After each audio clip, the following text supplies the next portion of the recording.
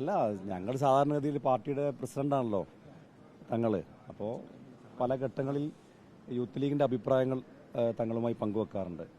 അപ്പോൾ അങ്ങനെ ഞങ്ങളുടെ യൂത്ത് ലീഗിൻ്റെ സംസ്ഥാന കമ്മിറ്റിയും ദേശീയ കമ്മിറ്റിയും ഒരുമിച്ച് പാർട്ടിയുടെ ഇപ്പോഴത്തെ തെരഞ്ഞെടുപ്പൊക്കെ വരാൻ പോവുകയാണ്. ആ തെരഞ്ഞെടുപ്പിൽ UDFന്റെ വിജയം, അതുപോലെ തന്നെ മുസ്ലിം ലീഗിൻ്റെ സ്ഥാനാർത്ഥികളുടെ വിജയം, അപ്പോൾ അതിനാവശ്യമായിട്ടുള്ള പ്രവർത്തനങ്ങളുടെ ഒരു രൂപം ഉണ്ടാക്കുന്നതിനും അതുമായി ബന്ധപ്പെട്ട കാര്യങ്ങളൊക്കെ ചർച്ച ചെയ്യാൻ വേണ്ടിയിട്ടാണ് ഞങ്ങൾ തങ്ങളെടുത്ത് വന്നത്.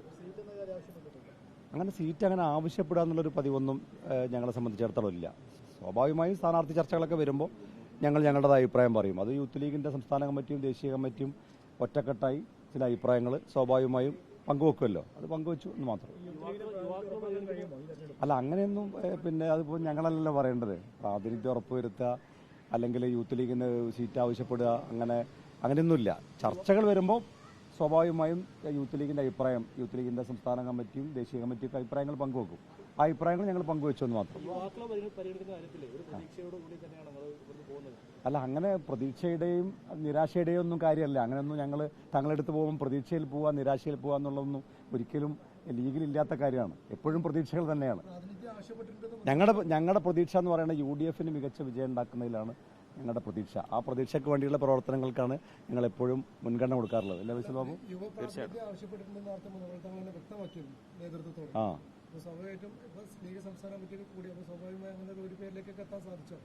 അല്ല, 2 പേരുണ്ട് നിങ്ങളല്ലേ പറഞ്ഞത്. ഞങ്ങൾക്ക് അങ്ങനെ 2 or 3 പേരുണ്ട് ഞങ്ങളാരും പറഞ്ഞിട്ടില്ലല്ലോ. ഞങ്ങളതുകൊണ്ട് ഞങ്ങൾ ഇപ്പോൾ നിങ്ങൾ പറഞ്ഞ ദേശീയ കമ്മിറ്റിക്ക് ഒരു അഭിപ്രായം, സംസ്ഥാന കമ്മിറ്റിക്ക് ഒരു പേര്, ഞങ്ങൾ ഒറ്റ അഭിപ്രായമായിട്ടാണ് ഇപ്പോൾ ഞങ്ങൾ ലീഡർഷിപ്പിനെ കാണുന്നത്. അങ്ങനെ വ്യത്യസ്തമായ ഒരു അഭിപ്രായമില്ല.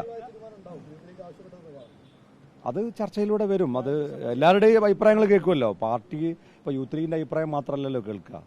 അത് എല്ലാ ഘടകങ്ങളുമായും പാർട്ടി നേതൃത്വം ചർച്ച ചെയ്യും, എന്നിട്ടൊരു തീരുമാനം എടുക്കും. രാജ്യസഭ സീറ്റ് അത് ലീഗൽ ലീഡർഷിപ്പ് അല്ലേ പറയേണ്ടത്. അല്ല, അത് ഞങ്ങൾ പ്രതീക്ഷയുടെ കാര്യമല്ലല്ലോ. പ്രതീക്ഷയല്ല ഇതൊന്നും പങ്കുവെക്കേണ്ടത്, തീരുമാനങ്ങളാണ്. ആ തീരുമാനങ്ങൾ പറയേണ്ടത് പാർട്ടിയാണ്. പാർട്ടി അത് പറയും.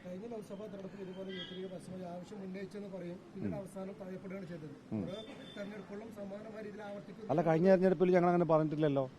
കഴിഞ്ഞ തെരഞ്ഞെടുപ്പിലും ഞങ്ങളെല്ലാ തെരഞ്ഞെടുപ്പ് വരുമ്പോഴും പാർട്ടിയുടെ ഒരു സിസ്റ്റം എന്ന് പറഞ്ഞാൽ പാർട്ടിയുടെ ലീഡർഷിപ്പ് എല്ലാവരുമായി കൂടിയാലോചന നടത്തും. അത് യുവജന വിഭാഗവുമായിട്ട് കൂടിയാലോചന നടത്തും, അതുപോലെ പാർട്ടിയുടെ മുതിർന്ന നേതാക്കന്മാരുമായി കൂടിയാലോചന നടത്തും. ആ കൂടിയാലോചന എല്ലാ ഘട്ടങ്ങളിലും ഉണ്ടാവുന്നതാണ്. എന്നിട്ട് അതിനകത്ത് ഏറ്റവും മികച്ച വിജയസാധ്യതയുള്ള ആളുകളെ സ്ഥാനാർത്ഥിയായി നിർത്തും. അതുകൊണ്ടാണല്ലോ UDFൽ തന്നെ മുസ്ലിം ലീഗിന് എപ്പോഴും മികച്ച മാർജിൻ ഉണ്ടാകുന്നത്.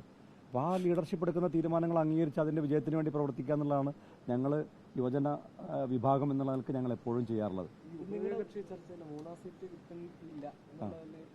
അല്ല, അത് പാർട്ടി നാളെയല്ലേ തീരുമാനിക്കുള്ളൂ. പാർട്ടിയുടെ മുമ്പാകെ ഞങ്ങൾ മനസ്സിലാക്കുന്നത് UDFിൻ്റെ ഉഭയകക്ഷി ചർച്ചയിലൂടെ മുസ്ലിം ലീഗ് നേതൃത്വത്തിന് മുമ്പാകെ ചില കാര്യങ്ങൾ കോൺഗ്രസ് നേതൃത്വം വെച്ചിട്ടുണ്ട്. അത് നാളത്തെ ഒരു ചർച്ചയിലൂടെയാണ് ഒരു ഫൈനൽ തീരുമാനമാവുക.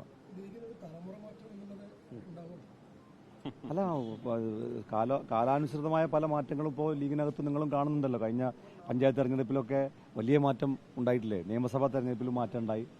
അപ്പോൾ അത് പാർട്ടി നേതൃത്വം അതാത് സമയങ്ങളിൽ വേണ്ട രീതിയിലുള്ള മാറ്റങ്ങളൊക്കെ തീർച്ചയായിട്ടും ഉണ്ടാക്കും. തങ്ങൾ ഒരിക്കലും നെഗറ്റീവായിട്ട് പറയാറില്ലല്ലോ. തങ്ങൾ എല്ലാവരോടും വളരെ പോസിറ്റീവായി പ്രതികരിക്കുന്ന ഒരു വ്യക്തിയാണ്. എന്താണ് ആവശ്യം ഞങ്ങളൊന്നും പറഞ്ഞിട്ടില്ലല്ലോ. ഞങ്ങൾ ചർച്ചയാണ്, പരസ്പരമുള്ള ചർച്ചയാണ്.